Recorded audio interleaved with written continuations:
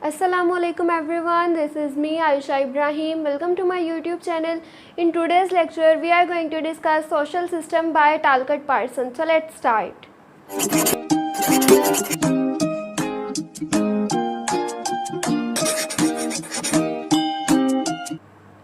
टालकट Parsons के already 3 lectures को हम डिस्कस कर चुके हैं, जिनमें हमने पैटर्न वेरिएबल, सोशल एक्शन और एजिल पैराडाइम को काफ़ी डिटेल में डिस्कस किया है। आज जो हम टॉपिक डिस्कस करेंगे वो है सोशल सिस्टम।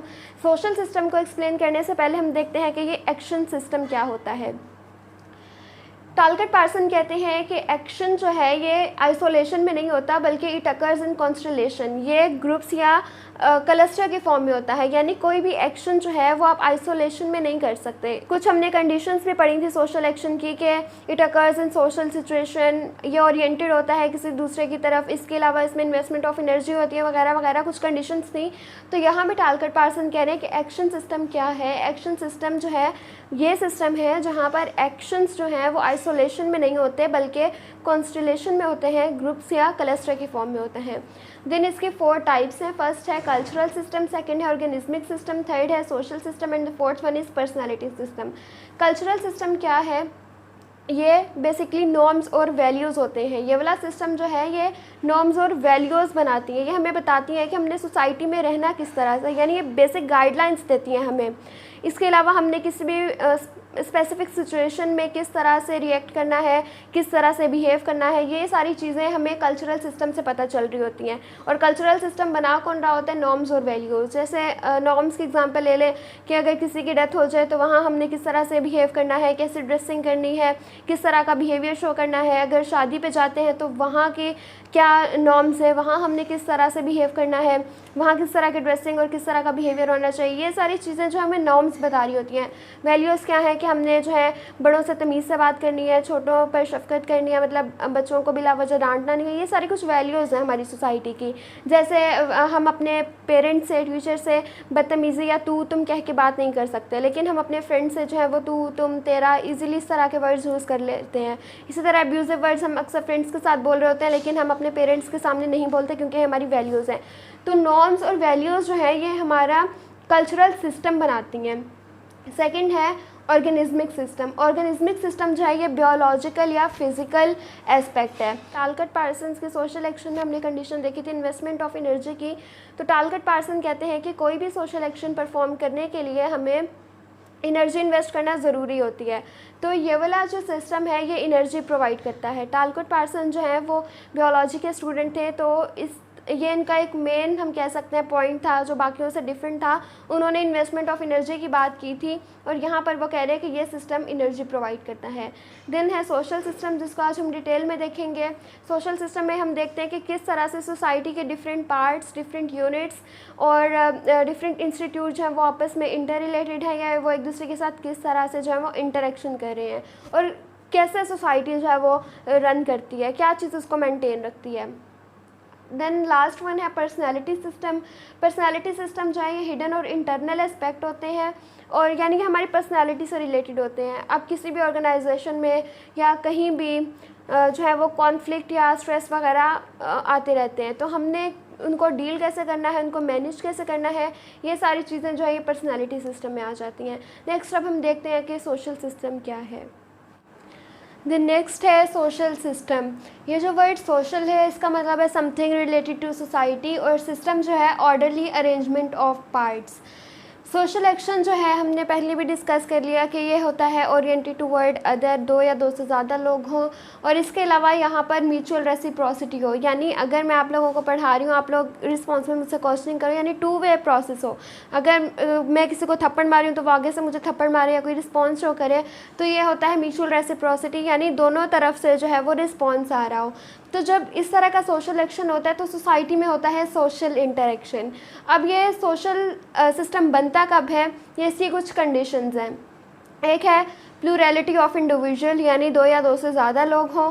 सेकंड है कॉमन गोल, उनके दरमियान कॉमन गोल हो, चाहे वो इंडिविजुअल की अपनी मोटिवेशन हो या चाहे सोसाइटी के वैल्यूज़। उसके अलावा नॉर्म्स और वैल्यूज़ जो हमारे बिहेवियर को रेगुलेट करें। Fourth one is consensus on role expectations, role को जो है वो सही तरीके से डिफ़ाइन किया हो। अगर कहीं पे रोल को सही तरीके से डिफ़ाइन नहीं किया जाता, जो ट्रांजिशनल स्टेज होती है, जैसे जो ना रूरल होती है ना अर्बन होती है, तो वहाँ पर जो है वो रोल एक्सपेक्टेशन सही तरीके से डिफ़ाइन नहीं किए जाते, तो वो टेंशन क्रिएट हो जाती है। तो यहाँ पर क्या है कि रोल एक्सपेक्टेशन को सही तरीके से डिफ़ाइन किया जाए। एब्स्ट्रैक्ट बाउंड्री हो around the system. Abstract boundary like ऐसे जैसे फैमिली है आपकी, तो आपकी फैमिली में आपके पेरेंट्स और आपके सिबलिंग्स आते हैं। अब कोई बाहर का बंदा आके उसमें जो है वो शामिल नहीं हो सकता वो, तो यानी आपकी फैमिली के इर्द गिर्द एक एब्स्ट्रैक्ट बाउंड्री है कि आपके सिबलिंग्स और आपके पेरेंट्स सिर्फ वो इस फैमिली में आते हैं। एब्स्ट्रैक्ट बाउंड्री और सिस्टम के अराउंड तो सोशल सिस्टम बनता है और सोशल सिचुएशन हो। तो सोशल सिस्टम कब बनता है? जब दो या दो से ज़्यादा लोग हों, उनके दरमियान कॉमन गोल्स हों, उनके बिहेवियर को नॉर्म्स और वैल्यूज़ रेगुलेट कर रही हों, इसके अलावा रोल एक्सपेक्टेशंस डिफाइंड हो, एब्स्ट्रैक्ट बाउंड्री हो और सोशल सिचुएशन हो। इसको हम कहते हैं कि ये सोशल सिस्टम है। सिंपली हम ये भी कह सकते हैं सोशल सिस्टम क्या है कि जब बहुत सारे एक्शंस हो रहे होते हैं सोसाइटी में तो सोशल सिस्टम बन रहा होता है। अब सोशल एक्शन की जो कंडीशन बताई हुई है टालकट पार्सन ने, वो हम लास्ट लेक्चर में डिस्कस कर चुके हैं। वो कंडीशंस पूरी हो रही होंगी, मतलब टालकट पार्सन ने जो बताया हुआ कंडीशंस, उन पे कोई भी एक्शन पूरा उतर होगा तब वो सोशल कहलाएगा, और जब बहुत सारे सोशल एक्शन हो रहे होंगे सोसाइटी में तब सोशल सिस्टम बनेगा।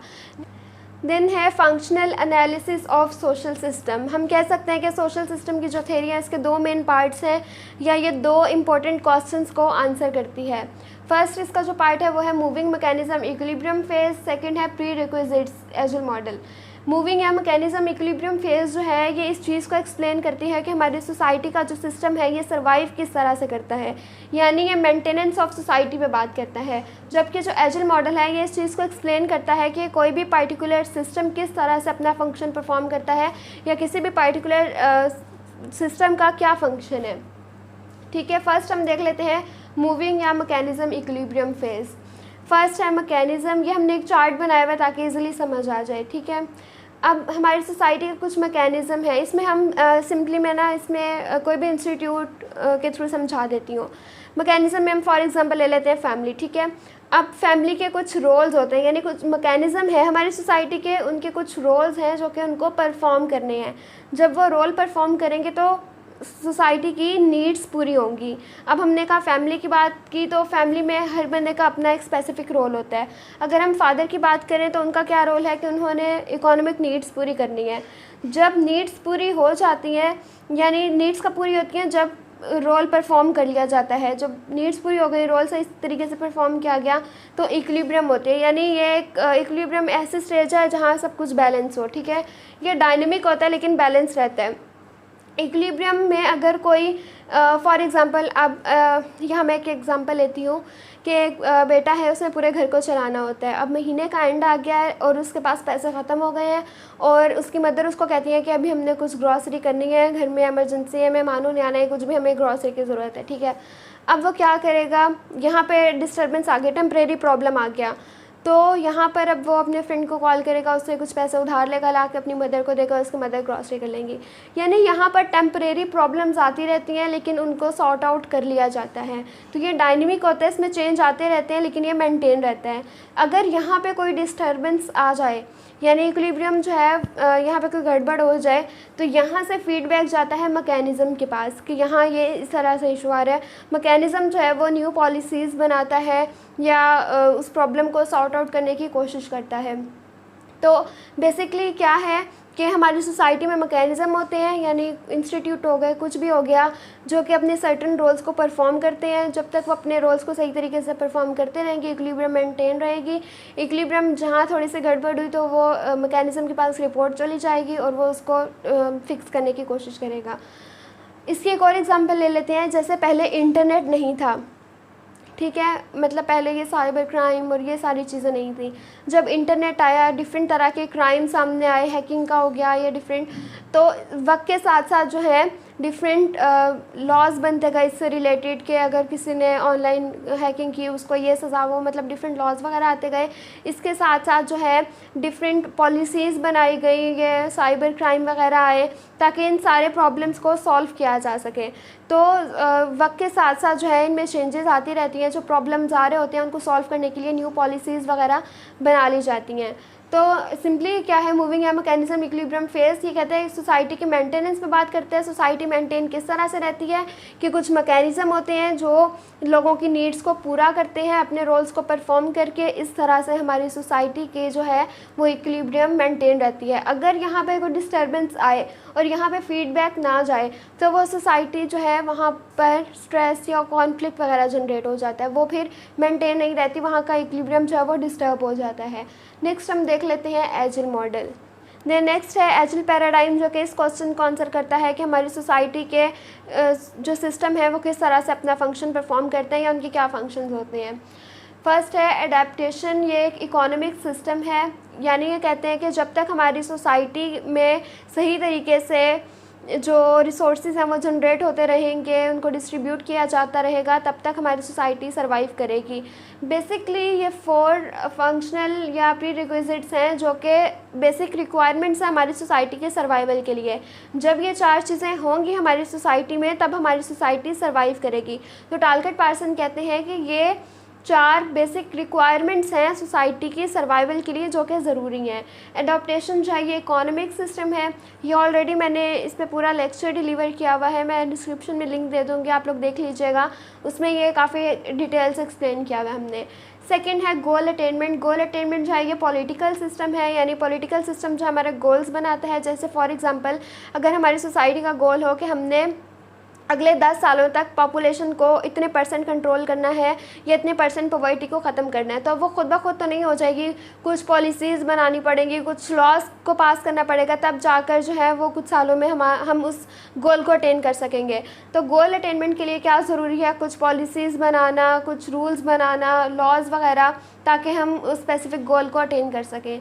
थर्ड है इंटीग्रेशन, ये कल्चरल सिस्टम है। इंटीग्रेशन ये कि मतलब ये एक टेंडेंसी टू रिमेन यूनाइट, यानी इकट्ठा रहने की। हमने एक स्टोरी भी पढ़ी थी, यूनियन इज स्ट्रेंथ, यानी इत्तेफाक में बरकत है। जहाँ सोसाइटी इंटीग्रेट होकर रहेगी, जहाँ उसके सोशल इंस्टीट्यूशंस जो हैं वो उनके दरमियान स्ट्रॉन्ग इंटरेक्शन होगा, सोसाइटी के लोगों में कॉन्फ्लिक्ट कम होगा, या वो जितने ज़्यादा इंटीग्रेट होकर रहेंगे उतना ज़्यादा सोसाइटी जो है वो अच्छे तरीके से सर्वाइव कर सकेगी, क्योंकि किसी बाहर के बंदे की इतनी ज़रूरत नहीं होगी कि वो उन पर अटैक कर सके।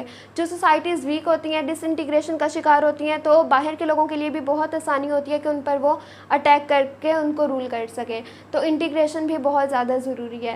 And the last one is latency. Latency जो है ये हमारी नॉर्म्स और वैल्यूज़ होती हैं, ये हिडन चीज़ें होती हैं जो हमारे बिहेवियर को रेगुलेट करती हैं, हम पर चेक एंड बैलेंस रखती हैं, कन्फॉर्मिटी को इंश्योर करती हैं और सोसाइटी के लोगों को इंटीग्रेट रखती हैं। तो ये एजिल मॉडल है। तो ओवरऑल अब हम देख लेते हैं कि सोशल सिस्टम है क्या। सोशल सिस्टम की कुछ कंडीशंस थी जो कि हमने देखी, जिसमें ये था कि 2 या 2 से ज़्यादा लोग हों, सोशल सिचुएशन हो, कंसेंसस ऑन रोल एक्सपेक्टेशंस हो, इसके अलावा एब्स्ट्रैक्ट बाउंड्री हो। कुछ कंडीशंस थी, अगर कोई सिस्टम उन पर पूरा उतरता है तो वह सोशल सिस्टम कहलाता है। ठीक है, इसके अलावा हमने देखी कि ये 2 मेन इसके पार्ट्स हैं, 2 मेन क्वेश्चंस को ये आंसर करता है। एक ये कि कोई भी सोसाइटी सर्वाइव किस तरह से करती है, और दूसरा ये कि कोई भी पर्टिकुलर सिस्टम अपना फंक्शन कैसे परफॉर्म करता है या क्या उसका फंक्शन होता है।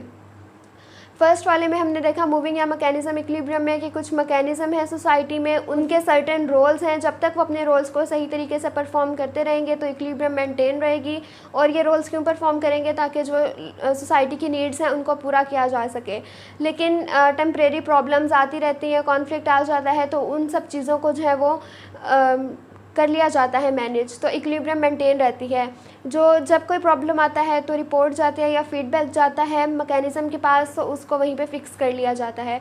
अगर कोई प्रॉब्लम आ रहा हो लेकिन मैकेनिज़्म के पास जो है वो फीडबैक ना जाए, तो वो सोसाइटी जो है वो ज़्यादा सर्वाइव नहीं कर सकती या वो तबाही का शिकार हो जाती है, क्योंकि वहाँ इक्विलिब्रियम मेंटेन नहीं रहता। उसके बाद सेकेंड पार्ट ये था कि क्या फंक्शंस हैं। तो यहाँ पे एजिल पैराडाइम में उन्होंने कहा कि अडॉप्टेशन जो है ये इकोनॉमिक सिस्टम है कि सही तरीके से जो रिसोर्सेज हैं उनको डिस्ट्रीब्यूट किया जाए, यूटिलाइज़ किया जाए, जनरेट किया जाए। सेकेंड ये कि गोल अटेनमेंट, जो पॉलिटिकल सिस्टम है गोल सेट करके उसके मुताबिक कोई पॉलिसीज़ बनाए, कवानीन वगैरह बनाए ताकि उस गोल को अटेन किया जा सके। इंटीग्रेशन हो सोसाइटी में, और इसके अलावा जो है वो टेंसी हो यानी नॉर्म्स और वैल्यूज़ हो जो कि सोसाइटी में कन्फॉर्मिटी को इंश्योर करें। तो ये था आज का लेक्चर। आई होप आज का ये लेक्चर आप लोगों के लिए हेल्पफुल रहा होगा। इंस्टाग्राम और फेसबुक पे आप लोगों को इसके नोट्स पे मिल जाएंगे। So don't forget to subscribe my channel, do like, comment and share this video. Thank you so much.